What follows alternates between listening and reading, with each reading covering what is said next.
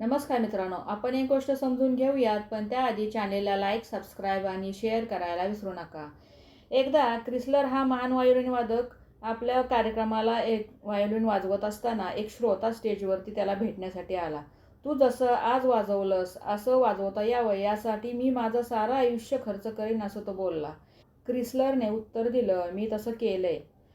आयतं यश देणारी अशी कोणतीही जादूची छडी नसते. वास्तवातल्या जगात कृतिशील माणसांनाच यश मिळतं. कठोर परिश्रम हीच प्रेरणा आणि परिपूर्ती दोन्हीही असते. एखादा नवा संकल्प, नवं काम आपल्याला खुणावतं, उत्साह वाढवतं. त्यामुळे आपण झपाटून जाऊन परिश्रम करतो. केलेल्या प्रयत्नांमुळे जितकं चांगलं वाटतं, तितके आपण अधिकाधिक परिश्रम करू लागतो. म्हणजेच उद्दिष्ट सापडल्याचं, त्यासाठीच्या परिश्रमाचं आणि परिश्रमातून होणाऱ्या उद्दिष्टपूर्तीचं समाधान त्यातून आपल्याला मिळत असतं.